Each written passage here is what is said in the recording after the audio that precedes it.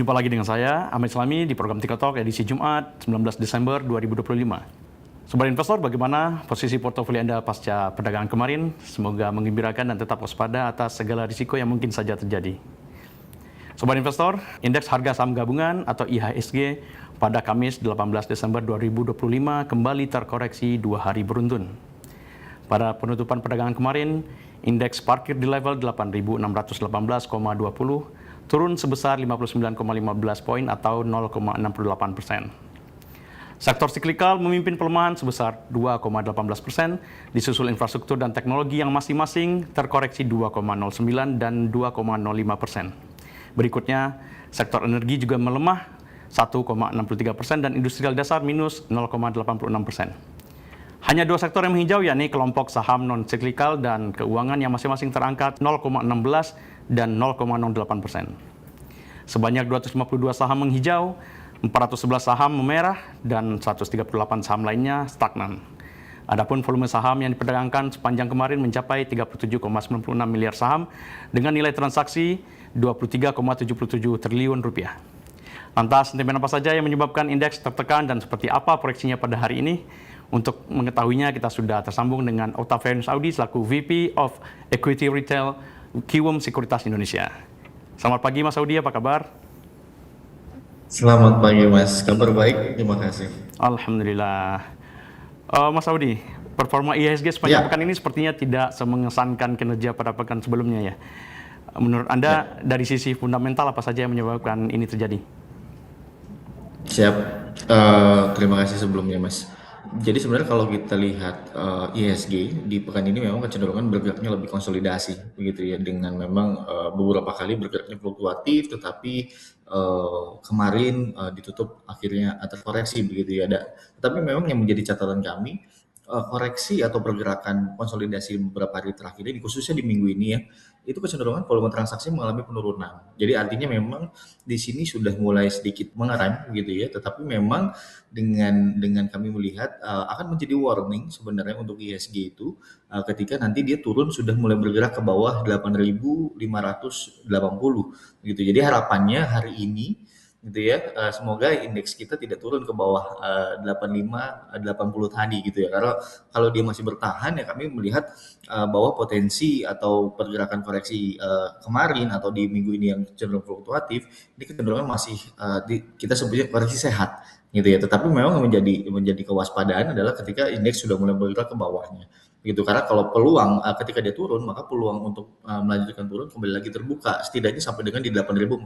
Jadi memang ini yang mesti kita waspadai bersama begitu. Kalau kita lihat dari beberapa faktor sebenarnya yang menjadi paling krusial adalah ketika memang betul Fed ini sudah memangkas suku bunganya gitu ya di pertemuan Desember, tetapi yang menjadi catatan adalah pada saat economic projection Fed ini menyampaikan bahwa di tahun 2026 peluang pemangkasan suku bunganya hanya satu kali 25 basis point. Nah, ini yang membuat pasar sedikit bergejolak begitu ya, dengan statement, dengan proyeksi yang diberikan oleh Fed. Cuman memang ini terus kita perhatikan karena memang masih cukup dinamis ke depannya begitu. Lalu yang berikutnya adalah yang menjadi kekhawatiran kami, nilai tukar rupiah kita saat ini sudah mulai bergerak di 16.700. Ini menjadi warning sebenarnya untuk stabilitas kita, karena ketika nilai rupiah kita semakin terus melemah terhadap USD, ini memang menjadi concern khususnya juga dari investor-investor asing.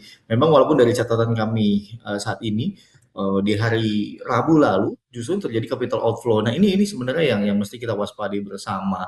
So itu mungkin yang membuat indeks kita di minggu ini Pak Ahmad kecenderungan lebih konsolidasi dan terjadi tekanan kemarin. Kalau untuk capital outflow tadi itu sendiri cukup signifikan Mas ya? Kemarin sih sebenarnya kalau kita lihat tidak sampai 1 triliun, tetapi memang yang menjadi concern adalah perbaikan ini sebenarnya sudah mulai terus terjadi, tetapi yang menjadi kekhawatiran adalah ketika ini sudah terus berlanjut, ini yang menjadi catatan untuk kedepannya. Kalau saya lihat dari data, sebenarnya dari 1 pekan terakhir kita masih inflow secara akumulasi gitu ya Mas ya, mencapai 1,24 triliun. Lalu kalau kita bicaranya secara 3 bulan, itu juga masih capital inflow 35 triliun. Jadi maksudnya adalah ketika asing ini sudah mulai mempercayai, sudah mulai kembali lagi masuk, dan kalau kita lihat juga kemarin gitu ya, pada hari Kamis saham-saham perbankan ini sudah mulai kembali lagi bergeliat. Nah ini kami lihat juga dari sisi inflow kelihatannya kecenderungan masuk ke sana. Jadi ini yang mesti terus dijaga sebenarnya gitu ya, supaya tidak berubah lagi menjadi ketidakpastian yang meningkat ketika ada dan terjadi capital outflow juga. Begitu Mas. Kalau untuk proyeksi IHSG pada Jumat ini akan seperti apa, Mas? Jika dilihat dari 4 hari kemarin, sepertinya agak sulit untuk menembus kembali level 8.700 ya.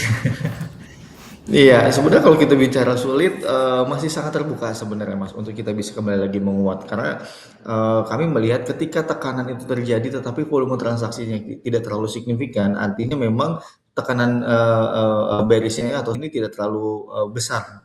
Tetapi yang menjadi catatan saat ini adalah harapannya tekanan yang tidak terlalu signifikan ini, volume transaksinya ini bisa dielaborasi, bisa kembali lagi di reverse gitu ya, untuk kembali bisa mulai masuk lagi atau mulai chip in lagi. Untuk pagi ini atau hari ini indeks kami perkirakan memang kecenderungan masih lebih mix, cenderung melemah begitu ya kalau kita bicara secara tren, dengan catatan di sini memang MACD-nya masih menunjukkan pelemahan tren.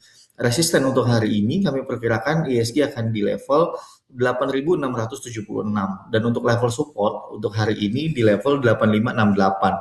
So itu yang bisa diperhatikan untuk pergerakan indeks hari ini.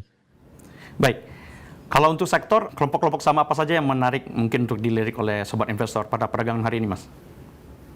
Iya, saya rasa perbankan ini masih sangat menarik begitu ya. Bahkan kalau kita bicara secara apa relative valuation, kita bicara PBV, beberapa saham perbankan khususnya big bank begitu ya, khususnya dari BUMN, ini kecenderungan masih berada di bawah level sektoral. Jadi memang masih cukup menarik kalau kita bicara seperti itu. Lalu yang berikutnya adalah kita tidak bisa pungkiri juga ketika Fed ini ketidakpastian itu meningkat, harga emas ini juga kembali lagi meningkat. Jadi ya, emiten komoditas khususnya untuk yang safe haven aset atau minerals ini saya kira masih akan cukup menarik. Karena kalau sobat investor juga perlu fun fact-nya adalah salah satu komoditas yang outperform gitu ya, itu ada dari precious metal. Salah satunya dari silver, gold, begitu ya, dan juga dari platinum. Jadi memang emiten-emiten yang ini saya kira akan berkorelasi positif setidaknya sampai dengan first quarter 2026 gitu Pak. Jadi yang bisa dipantau terutama pada perdagangan pagi hari ini adalah emas dan silver, juga kelompok saham keuangan ya. Yes, Baik. betul. Nah kalau untuk saham-sahamnya sendiri, Mas, Ya. apa saja yang bisa dipantau oleh sobat investor untuk hari ini? Siap. Sebenarnya ada dua yang bisa diperhatikan, dan ini kita padukan juga dengan technical analysis, karena memang untuk ketika masuk memang momentum atau timing itu kita bisa analisisnya menggunakan technical analysis. Ada dua saham. Yang pertama ada Antam, ANTM. Kami merekomendasikan trading buy, cukup baik hari Kamis kemarin begitu ya, penutupannya juga cukup terkonfirmasi, maka kami memberikan rekomendasi untuk hari ini itu lebih trading buy, target resistennya adalah 3.400 begitu, dan untuk level supportnya adalah di 2980. Dan yang kedua ada Bank Mandiri, cukup baik juga kemarin, volume transaksi juga oke, dia juga breakout. Harapannya hari ini juga kembali lagi bisa melanjutkan gitu ya, dengan resistennya kami targetkan di level 5.500, dan untuk level support Bank Mandiri sendiri itu di level 4.990. So dua saham ini yang semoga bisa terakselerasi positif untuk hari ini begitu. Baik Mas Audi, terima kasih atas waktu dan kesempatannya. Selamat beraktivitas kembali Mas Audi. Terima kasih Pak. Sama-sama Mas. Baik sobat investor, demikian proyeksi indeks dan saham pada hari ini. Semoga informasi tersebut bisa menjadi rujukan Anda dalam bertransaksi pada perdagangan Jumat ini. Dan patut diingat bahwa segala keputusan baik pembelian maupun penjualan saham sepenuhnya berada di tangan Anda sobat investor. Selamat pagi, selamat beraktivitas kembali. Maju terus pasar modal Indonesia.